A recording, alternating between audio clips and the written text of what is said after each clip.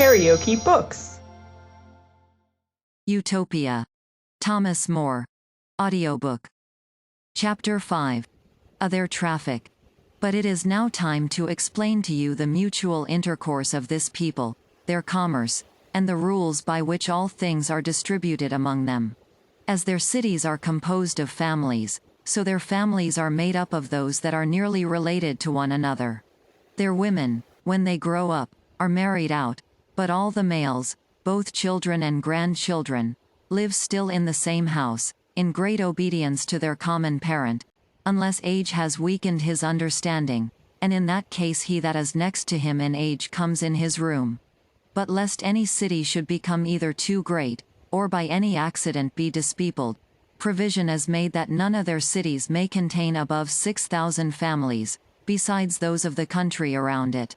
No family may have less than 10 and more than 16 persons in it, but there can be no determined number for the children under age. This rule is easily observed by removing some of the children of a more fruitful couple to any other family that does not abound so much in them. By the same rule they supply cities that do not increase so fast from others that breed faster, and if there is any increase over the whole island, then they draw out a number of their citizens out of the several towns and send them over to the neighboring continent, where, if they find that the inhabitants have more soil than they can well cultivate, they fix a colony, taking the inhabitants into their society if they are willing to live with them, and where they do that of their own accord, they quickly enter into their method of life and conform to their rules, and this proves a happiness to both nations. For, according to their constitution, such care is taken of the soil that it becomes fruitful enough for both, though it might be otherwise too narrow and barren for any one of them. But if the natives refuse to conform themselves to their laws, they drive them out of those bounds which they mark out for themselves, and use force if they resist, for they account it a very just cause of war for a nation to hinder others from possessing a part of that soil of which they make no use, but which is suffered to lie idle and uncultivated, since every man has, by the law of nature, a right to such a waste portion of the earth as is necessary for his subsistence. If an accident has so lessened the number of the inhabitants of any of their towns that it cannot be made up from the other towns of the island without diminishing them too much, which is said to have fallen out but twice since they were first a people, when great numbers were carried off by the plague, the loss is then supplied by recalling as many as are wanted from their colonies, for they will abandon these rather than suffer the towns in the island to sink too low. But to return to their manner of living in society, the oldest man of every family, as has been already said, is its governor. Wives serve their husbands, and children their parents, and always the younger serves the elder. Every city is divided into 4 equal parts, and in the middle of each there is a marketplace. What is brought thither, and manufactured by the several families, is carried from thence to houses appointed for that purpose, in which all things of a sort are laid by themselves, and thither every father goes, and takes whatsoever he or his family stand in need of, without either paying for it or leaving anything in exchange. There is no reason for giving a denial to any person, since there is such plenty of everything among them, and there is no danger of a man's asking for more than he needs. They have no inducements to do this, since they are sure they shall always be supplied. It is the fear of want that makes any of the whole race of animals either greedy or ravenous. But, besides fear, there is in man a pride that makes him fancy it a particular glory to excel others in pomp and excess, but by the laws of the Utopians, there is no room for this. Near these markets there are others for all sorts of provisions, where there are not only herbs, fruits, and bread, but also fish, fowl, and cattle. There are also, without their towns, places appointed near some running water for killing their beasts and for washing away their filth, which is done by their slaves. For they suffer none of their citizens to kill their cattle, because they think that pity and good nature, which are among the best of those affections that are born with us, are much impaired by the butchering of animals. Nor do they suffer anything that is foul or unclean to be brought within their towns, lest the air should be infected by ill smells, which might prejudice their health. In every street there are great halls, that lie at an equal distance from each other, distinguished by particular names. The Syphogrants dwell in those that are set over 30 families, 15 lying on one side of it, and as many on the other. In these halls they all meet and have their repasts. The stewards of every one of them come to the marketplace at an appointed hour, and according to the number of those that belong to the hall they carry home provisions. But they take more care of their sick than of any others. These are lodged and provided for in public hospitals. They have belonging to every town 4 hospitals, that are built without their walls, and are so large that they may pass for little towns.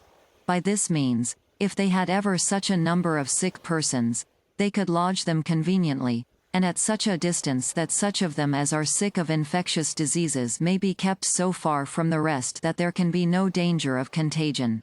The hospitals are furnished and stored with all things that are convenient for the ease and recovery of the sick, and those that are put in them are looked after with such tender and watchful care, and are so constantly attended by their skillful physicians, that as none is sent to them against their will, so there is scarce one in a whole town that, if he should fall ill, would not choose rather to go thither than lie sick at home. After the steward of the hospitals has taken for the sick whatsoever the physician prescribes, then the best things that are left in the market are distributed equally among the halls in proportion to their numbers. Only, in the first place, they serve the prince, the chief priest, the tranibors, the ambassadors, and strangers, if there are any, which, indeed, falls out but seldom, and for whom there are houses, well furnished, particularly appointed for their reception when they come among them. At the hours of dinner and supper the whole Syphograntee being called together by sound of trumpet, they meet and eat together, except only such as are in the hospitals or lie sick at home. Yet, after the halls are served, no man is hindered to carry provisions home from the marketplace, for they know that none does that but for some good reason. For though any that will may eat at home, yet none does it willingly, since it is both ridiculous and foolish for any to give themselves the trouble to make ready an ill dinner at home when there is a much more plentiful one made ready for him so near hand. All the uneasy and sordid services about these halls are performed by their slaves, but the dressing and cooking their meat, and the ordering their tables, belong only to the women, all those of every family taking it by turns. They sit at 3 or more tables, according to their number. The men sit towards the wall, and the women sit on the other side, that if any of them should be taken suddenly ill, which is no uncommon case amongst women with child, she may, without disturbing the rest, rise and go to the nurse's room, who are there with the sucking children, where there is always clean water at hand and cradles, in which they may lay the young children if there is occasion for it, and a fire, that they may shift and dress them before it. Every child is nursed by its own mother if death or sickness does not intervene, and in that case the Syphogrants' wives find out a nurse quickly, which is no hard matter, for anyone that can do it offers herself cheerfully. For as they are much inclined to that piece of mercy, so the child whom they nurse considers the nurse as its mother. All the children under 5 years old sit among the nurses. The rest of the younger sort of both sexes, till they are fit for marriage, either serve those that sit at table, or, if they are not strong enough for that, stand by them in great silence and eat what is given them. Nor have they any other formality of dining. In the middle of the first table, which stands across the upper end of the hall, sit the Syphogrant and his wife, for that is the chief and most conspicuous place. Next to him sit 2 of the most ancient, for there go always 4 to a mess. If there is a temple within the Syphograntee, the priest and his wife sit with the Syphogrant above all the rest. Next them there is a mixture of old and young, who are so placed that as the young are set near others, so they are mixed with the more ancient, which, they say, was appointed on this account, that the gravity of the old people, and the reverence that is due to them, might restrain the younger from all indecent words and gestures. Dishes are not served up to the whole table at first, but the best are first set before the old, whose seats are distinguished from the young, and, after them, all the rest are served alike. The old men distribute to the younger any curious meats that happen to be set before them, if there is not such an abundance of them that the whole company may be served alike. Thus old men are honored with a particular respect, yet all the rest fare as well as they. Both dinner and supper are begun with some lecture of morality that is read to them, but it is so short that it is not tedious nor uneasy to them to hear it. From hence the old men take occasion to entertain those about them with some useful and pleasant enlargements, but they do not engross the whole discourse so to themselves during their meals that the younger may not put in for a share.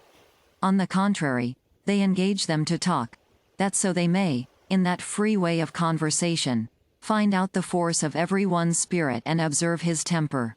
They dispatch their dinners quickly, but sit long at supper, because they go to work after the one, and are to sleep after the other, during which they think the stomach carries on the concoction more vigorously. They never sup without music, and there is always fruit served up after meat. While they are at table some burn perfumes and sprinkle about fragrant ointments and sweet waters. In short, they want nothing that may cheer up their spirits. They give themselves a large allowance that way, and indulge themselves in all such pleasures as are attended with no inconvenience.